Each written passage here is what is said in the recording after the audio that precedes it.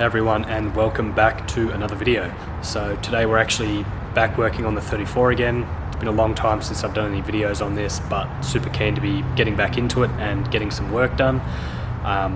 So I'll have a heap of videos coming up. I say a heap, probably 2 or 3, just on doing little bits and pieces on the car, giving you a rundown where I'm at, what's been done, what's happening, blah blah blah, just because you guys haven't seen the car for a while. So I do want to give you all an update and a general rundown on how things are going. So right off the bat, I've moved the car from James Nolan's shed and now is at my new workshop. Well, not my workshop, but I've moved to a new workshop where I'm working, and the car is now here as well. Just a lot easier to be able to work on it where all my tools are. There's just a lot more space as well. Don't want to take up all of James's room. Massive thank you to James for giving me the opportunity to actually keep the car at his place. It's been a massive help. And now that I'm getting into pulling everything apart off the car, I just don't want to take up his room. So essentially I've turned the workshop into a bloody storage area. But all well and good, the boss is happy, I'm happy, so all well and good. What I've been doing with the car off camera for the past kind of month or 2, I've completely stripped the engine bay, and I'll show you that shortly. I've stripped it right back, so the engine bay is actually being painted. I was very on the fence with what I wanted to do with it, but I've made the decision to get the engine bay professionally painted, and that colour will be matched to the exterior of the car. So that sparkling black Mazda colour that the exterior is will also be done in the engine bay. Because of that, I'm going to be cleaning the car up a lot better than I usually would. I do have the time, so that's why I've gone this way. If I was rushing to get the motor back in, the engine bay probably wouldn't have been touched, but I'm very happy that I am doing it this way. It's going to look a lot nicer, everything's going to be nice and tidy, and I'll be happy with it. It just means I won't have to pull the motor back out at a later date just to paint the base. So very good news for that, and that should be happening in a few weeks, all before the motor gets here. So the engine bay can be put back together, get the motor back, chuck it all in, happy days, everything works well. So I've got the car just beside me here, and I'll turn you guys around so you can see. You can probably tell nothing in the engine bay, it's completely stripped. Only thing that I've got left over is obviously the column and rack to be able to turn the car. I do need to push it in and out of the workshop every now and then. But today I've got a bit on. This will all be broken up into separate videos. The video you're currently watching, like I was saying, this is just updates, what's happening, etc. I'll have another video coming out doing bushes on the front of the car. Front and rear actually, so I've got a full bush kit to do the car. That'll be shown to you in the next video, but for now it's just updates and showing you what's going on. So you can see the engine bay has all been done. I've also done underneath the car, so I'll walk you with me. Just need to adjust the old tripod. So if we walk under the car, which is a bit of a tight squeeze, but we'll make it. I don't know how well the camera will pick that up, but over here on this side, so this car is actually a factory red colour, and you can see the red overspray from factory, and then all the black's all grime and dirt that's built up. What I've actually decided to do is rub all of that back, as you can see down in the tunnel. I know it's a bit dark in there, but we'll have to make do. So I'm rubbing it back completely. Obviously the body deadener has stayed on there, but I'm going to be rubbing back the whole tunnel, all the chassis rails, and I'll pull the rear subframe out and fuel tank and do up underneath there as well. And I'm actually going to be painting the whole underside of this car black. So I've got a few tins of high heat black just to get everything painted and looking nice. I know it's not super important, but I like that when I put the car up on the hoist I can see that it is all black. It's just something for me. I'm super anal about it. It's not very important, but it's important to me, and it's my car, so don't hate. Yeah, that's essentially what I'll be doing over these next few videos, and the bushes like I was talking about, I'll do a rundown of those in the next video. I have already said that, but just talking shit. Yeah, that's kind of the main updates on what's happening. What I'll do now is I'll show you guys what parts I've got for the actual engine build. I do have all of that sitting at the workshop, so I'll give you a quick rundown on all of that. And then yeah, you'll know what's happening with my motor. So see you guys in a quick sec.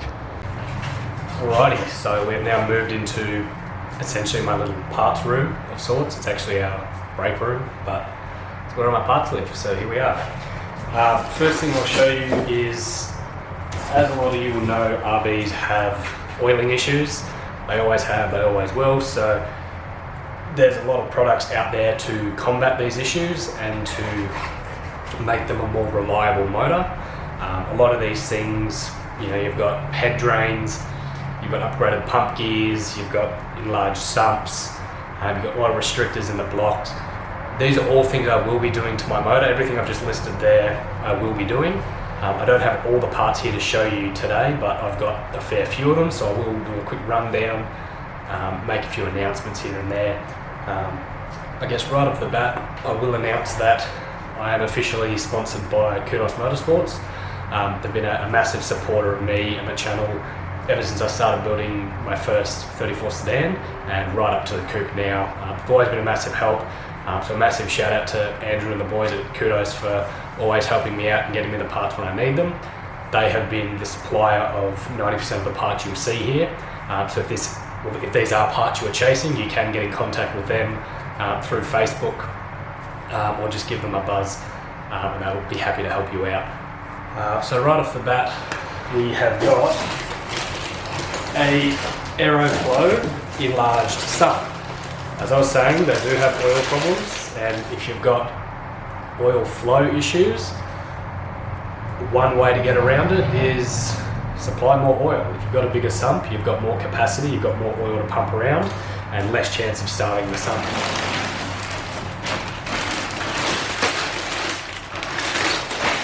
Alright, so a bit of a big one, but as you can see there, you've got the standard kind of 25 shape. This suits 25s and 30s, and then on the bottom there you can see that massive enlarged portion that they put on the bottom there. So this is an 8 litre sump with an oil cooler, should hold 9.5, almost 10 litres of oil, which is awesome. The more oil you've got, the better you'll be. Obviously with the standard sump you can just fill them up, but you put 8 litres into a standard sump, you start really overfilling it. This way the oil obviously sits a lot lower in the sump and it does give you the option to put a lot more in there. Another awesome thing about this, you can probably see these red bungs on the side. These are actually dash 10 fittings that are welded on, so they can be used for things like head drains and stuff like that. So already they're welded on. It's going to make running the head drain to that a lot easier, which is really awesome. I'll show you on this other side as well. You can probably see down there, and I'll bring that up to the camera, that is the drain bung, massive drain bung. The reason they do that, and what I think is the reason for that, is by pulling out this drain bung you can actually see straight through to your pickup. It just means when you're doing a service on the car you can see if there's any little bits sitting on the mesh on the pickup, just for inspection purposes.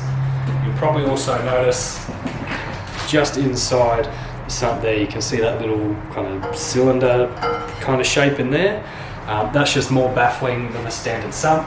The reason they do that is the pickup sits right in the middle of that cylinder and it acts as a swirl pot of sorts. So all the oil will swirl around in that area and build up in that area right on your pickup, which is what you want.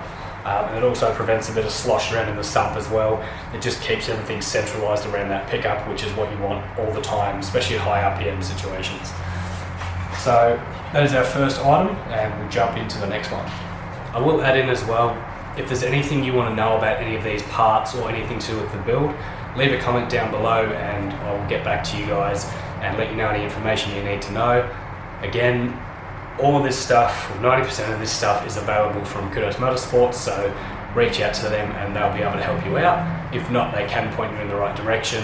They're extremely helpful, definitely check them out. This next product is one that I've got through them as well. They are able to get almost every product you can think of, Japanese wise, so it comes in handy a lot. Just when you want to get everything from the same place rather than having invoicing all over the place from different places. And Kudos is very quick with their shipping, they're very reliable, so they're going to be the best way to go. Anyways, next product, Nitto. And you're probably all getting excited now because Nitto makes some really awesome stuff. They are right up there in the RB performance game. that's why I've gone with their products. There was a lot of thinking on what I wanted to do with the bottom end of this motor. In case I haven't explained it before, I don't think I have. I received my motor back. Originally my plan was to do a stock rebuild, stock rods, put some ARP bolts in, reuse the stock pistons, just hone out the block, put it all back together, and happy days. Unfortunately, getting my block back after being honed, too much material was taken out of the bore, and it's actually ovaled out the bores, which isn't such a problem. I could have run it no problems, but over time you'll start to get excessive oil consumption, plenty of blow by, and I just wasn't really in the mood to pull it all down again just to do the same job.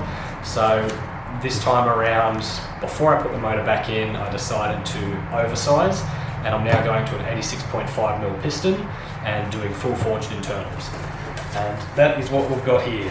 So I've got a set of Nitto RB25 HB rods, which I guess nothing really special to look at. All rods look very much the same, but you've got your fancy Nitto on there, so extra 1,000 horsepower right there, that's awesome.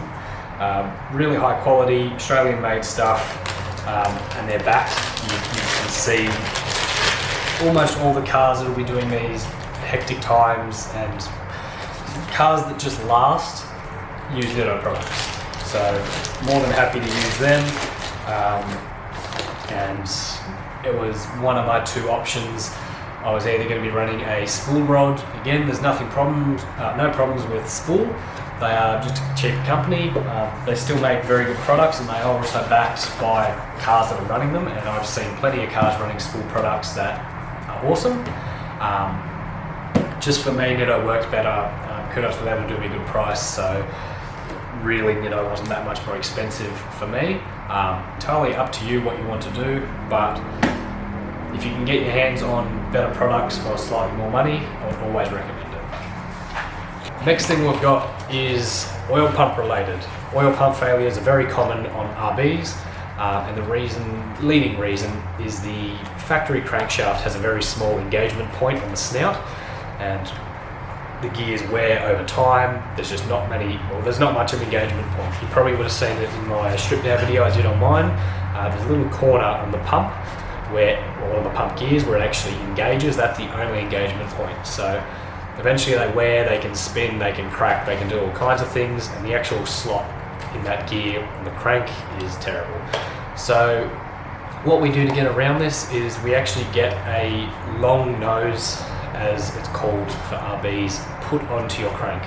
Essentially this doubles the length of the engagement point, so you've got twice as much engagement in theory, and you actually get that custom machine. So you send away one of your oil pump gears, and that piece is made to suit your gear. So rather than having slop in it like you'll have with a standard gear, it's a very tight fit, but it's not too tight.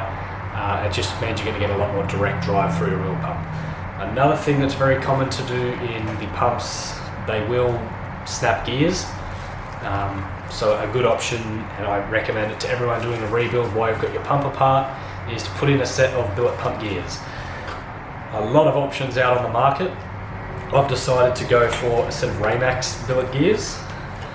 These ones here.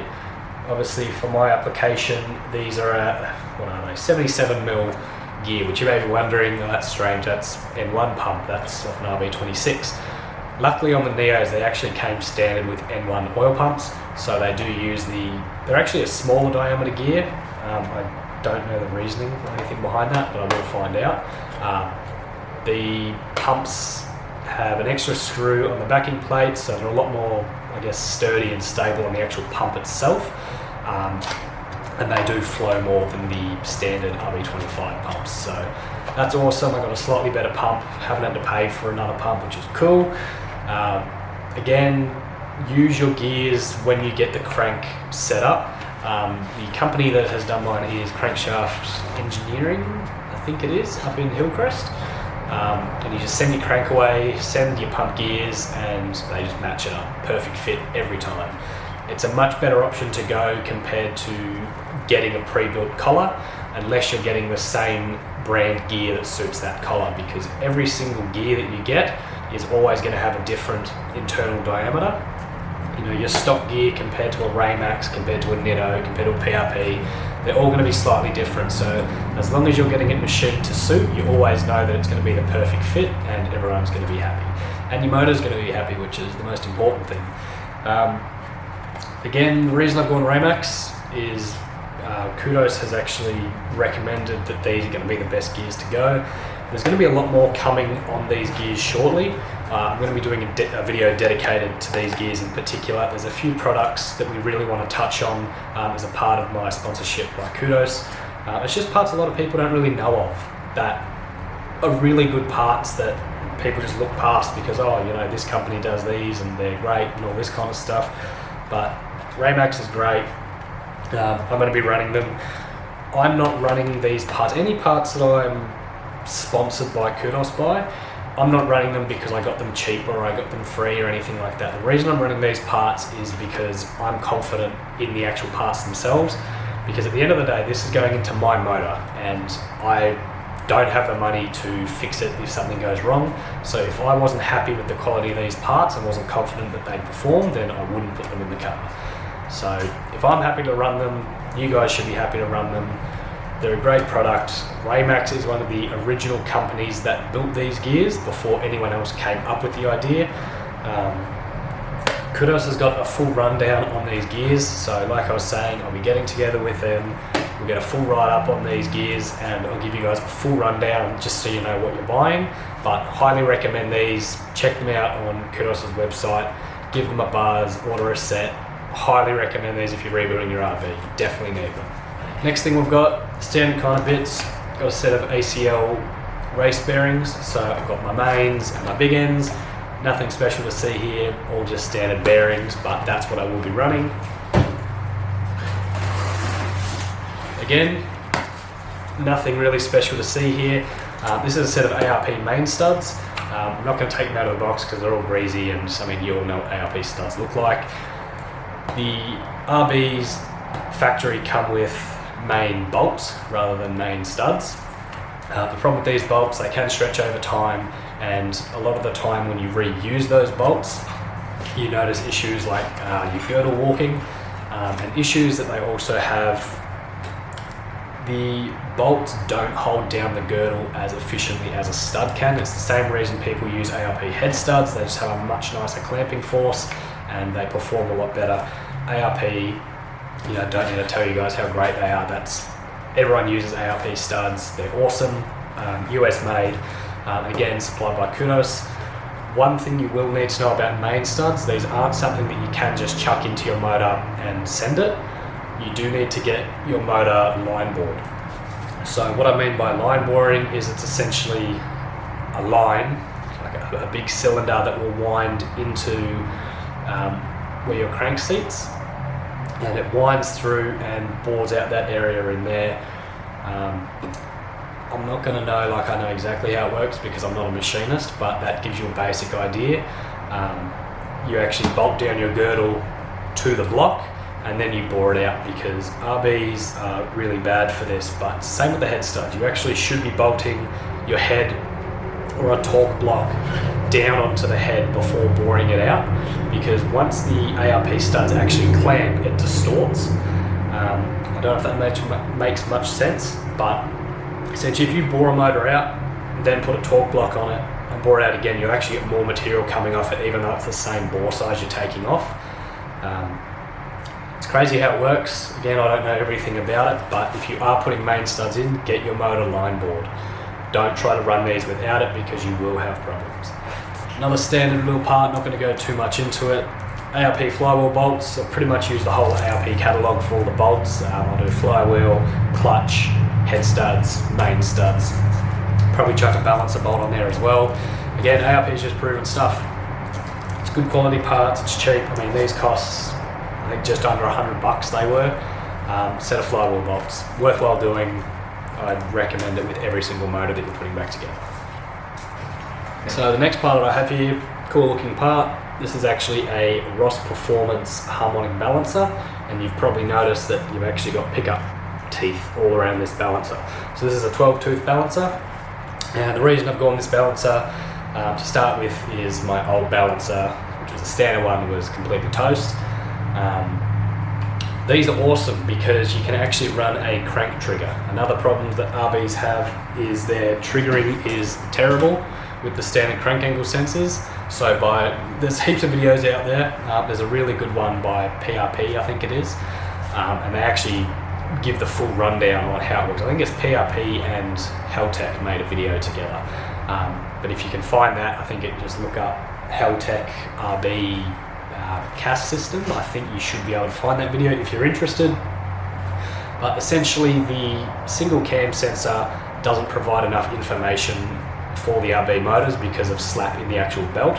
Just from the distance running to the intake cam from the balancer or from your crank pulley, you actually get slop in that belt there, and that can distort the information you're receiving because you only have one pickup point. So a very common upgrade is people will put an upgraded pickup on the cam, and then to go that extra step you can put an extra pickup on your crankshaft, and that's why I've got that balancer. So I don't have the extra bit with me at the moment, it's still at home, but there's a little sensor, cherry sensor, that bolts onto your oil pump, I believe it is, and that picks up off those teeth.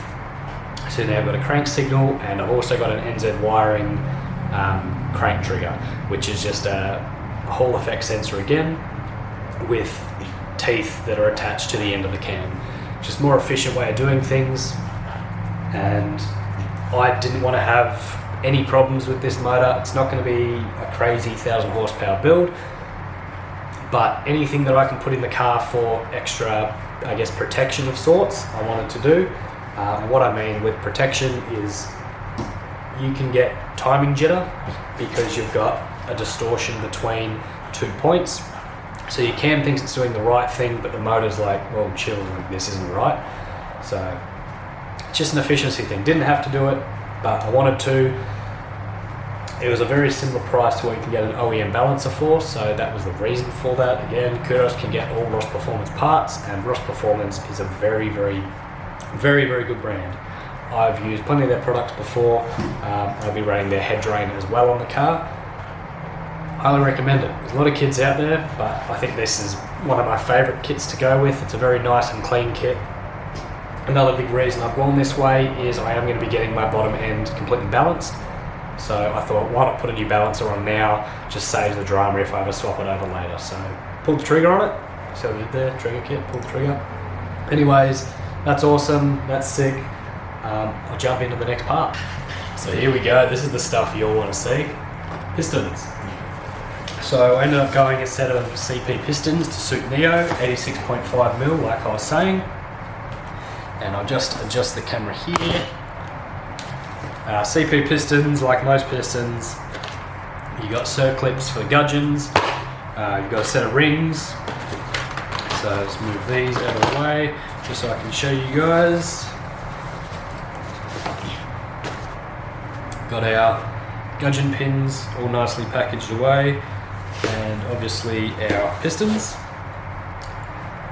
So they're a bit shiny, they're making a mess of the camera, but there is our forged pistons. Really awesome looking piece of kit. That's the cleanest they're ever going to look, so at least I'll have video evidence of it now. They do get very filthy very quick when they're inside the motor, obviously, but that is our pistons. So nothing really much to see. I mean, hopefully you all know what a piston looks like. Again, CP you can get from Kudos. Most of the time they keep CP on shelf, so if you need pistons desperately, get in contact and they should be able to get you a set out ASAP. But that pretty much brings us to the end of my kind of parts rundown. All of those parts there are bottom end related, and it's all here because that's the stuff needed to assemble the motor. The motor's actually being sent off next week to get the build done, so I should have the motor back shortly. But super excited to get it all going. The motor's being built by Benny at Precise Engines. Make sure to check him out if you are wanting to get any work done. He's been awesome to deal with and he does an excellent job. Couldn't recommend him anymore. But yeah, that's my parts, and this is pretty much the end of this video. I will be doing another video shortly running through every other part that I've currently got. It's all at home. I've got so much stuff, it's ridiculous, but Super excited to go through with you guys and show you what I've actually got sitting there. A lot of stuff to go through. It's going to take a while, it's going to be long videos, but if you guys enjoy it, let me know. Again, any questions about anything, also let me know and I'll respond as soon as I can. Regardless, thank you for watching and I'll see you guys in the next video.